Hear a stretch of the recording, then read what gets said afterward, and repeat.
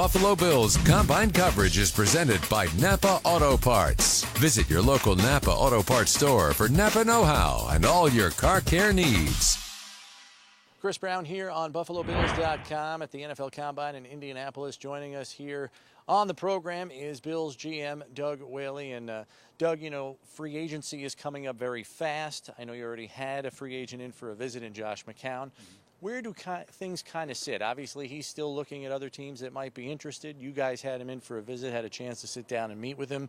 Where does it go from here typically? Well, he's going to meet with some other teams and then gather his thoughts with his agent and see what's the best fit for him. And then we will revisit this probably sometime after the Combine and see if it's a fit for him and also a fit for us. Obviously, you've got a handful of your own free agents to address.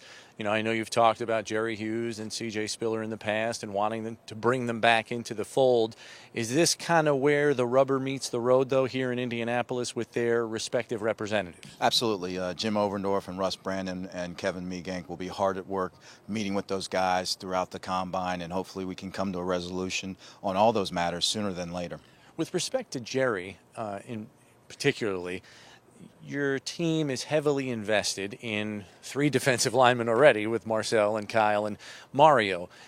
You know, you try to be fiscally responsible as a club. Is it feasible to heavily invest a 4th time in your defensive line? Well, for us, we think so, just because we don't have that marquee quarterback that we're tying up a lot of cap space, so we can use that cap space right now in other areas. You look at this year's crop of talent. Which positions do you feel offer some of the most quote-unquote NFL-ready talent? I think it's really deep in the running back position, also the offensive line position, and the D-line position. We're excited that we can get some good value picks in rounds 2 through 5. And then looking at that running back class, you know, you often see running backs come out early. We see that this year with this year's underclassmen. How much have they really enhanced the depth of value at the running back spot? Absolutely, and it's one of those things, we don't promote those guys to come out, but when they come out, they usually come out for a reason because they feel they're NFL ready, and it has helped that class tremendously. We've heard both offensive coordinator Greg Roman and head coach Rex Ryan talk about wanting to introduce a true power running game. You know, I know you have Boobie Dixon, who would probably qualify as a true power back.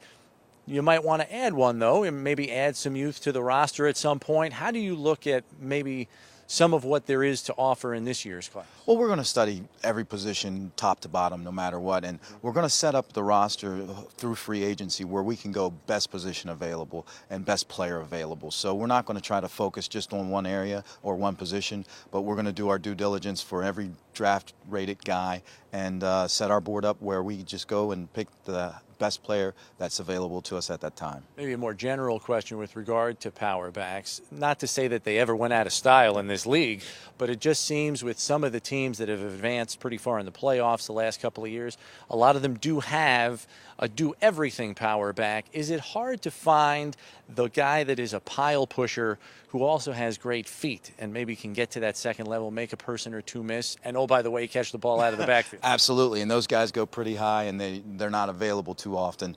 But we're excited because we want to complement a backs. We want a back that has some power, a back that can hopefully do everything, and a back that is a little one-dimensional maybe with the speed aspect or the catching the ball out of the backfield aspect, and just mix them up in there. And that also alleviates the wear and tear on one guy.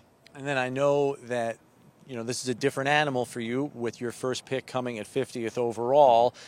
You know, when you have a first-round pick, you can kind of project the board a little bit. How does your approach change with respect to those kinds of preparations when you don't pick until pick 50? I told the scouting staff that we got to approach it just like we have a first-round pick, because you have to do your due diligence on everybody. You never know what's going to happen. You never know if someone offers us a first-round pick for something or someone on our on our team. So you have to set the board up like, hey, we may pick whenever. We definitely got one at 51, but you never know when it's going to come, so you got to approach it that way. And then the last one for you, you know, there's been a very good recent history with respect to second-round draft choices since you've been under the roof, first under Buddy and then running the show yourself, you know, whether it's Aaron Williams or Cordy Glenn, you know, Kiko and Robert in the same year.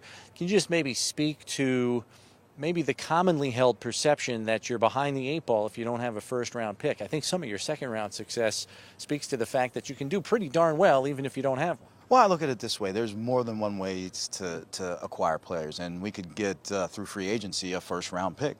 So we're not deterred by that, but we take it as a challenge. Our scouting staff are really excited to say, hey, we can uphold our bargain by getting a very good player that can impact the Bills in the second round, and we've shown it in the past. All right, Doug. Thanks as always for the time. Good luck getting your work done this week. I appreciate it. We'll try. All right, that's Bills GM Doug Whaley here on BuffaloBills.com, where our combine coverage is brought to you by Napa Auto Parts.